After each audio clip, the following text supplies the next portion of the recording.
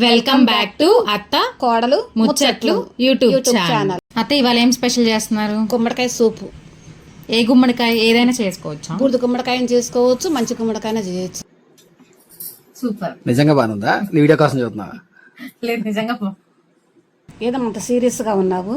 మీకు తెలిసిందే అత్తయ్య పెళ్ళైన తర్వాత కష్టాలు. అత్తయ్య ఇది చేయడానికి ఏమేం కావాలి? బూడిద గుమ్మడికాయ, ఉల్లిపాయ, మొలకలతో చేసిన రాగి పిండి, చిన్నుల్లిపాయలు, తిరగమాతలోకి అవన్నీ కూడాను. ముందు ఇవి ఉడకపెట్టుకోవాలి. గుమ్మడికాయ, ఉల్లిపాయ ఉడికిన తర్వాత రాగి పిండిని వేయించాలి. కొంచెం 2 నిమిషాలు వేయించి పెట్టుకోవాలి. ఇది పక్క పెట్టుకుని ఉడికిన గుమ్మడికాయని వడపోసుకోవాలి. అత్తయ్య ఇందాక రాగి పిండి వేయించాలన్నారు కదా, డీప్ ఫ్రై చేయాలా ఎట్లా? 2 నిమిషాలు వేడి వచ్చిన దాకా వేడి చేసుకోవాలి. ఉడకబెట్టిన గుమ్మడికాయ, ఉల్లిపాయ, రాగి పిండి మిక్సీకి వేసుకోవాలి. నీళ్ళు చాలకపోతే ఇంతకు ఉడకబెట్టుకున్న నీళ్ళు ఉన్నాయి కదా, అవి వేసుకోవచ్చు మెత్తగా.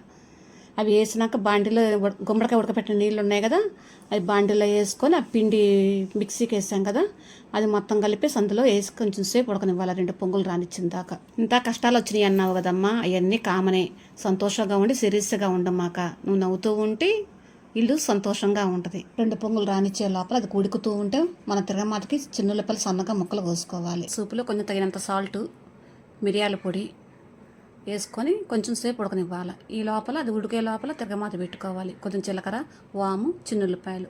వాము ఎందుకంటే డైజెషన్ బాగుంటుందని చెప్పి వాము వేసుకుంటాము. వేగిన తర్వాత సూపులో వేసుకోవటం. ఈ క్వాంటిటీ 4గురికి సరిపోద్ది అన్నమాట. చివరిగా కొత్తిమీర వేయాలి. 2 పొంగులు రానిచ్చేసి పొయ్యి ఆపేసేసి నిమ్మకాయ పిండుకోవటము.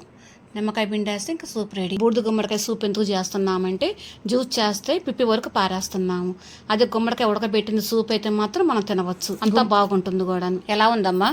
సూపర్. నిజంగా బాగుందా? నీ వీడియో కోసం చూస్తున్నా? ఊరుకు అబ్బాయి. లేదు నిజంగా.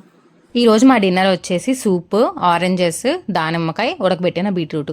మీరేం డిన్నర్ తిన్నారో కామెంట్ చేసేయండి. మా వీడియో నచ్చితే లైక్ చేయండి, షేర్ చేయండి, సబ్స్క్రైబ్ చేయండి. Thank you for watching.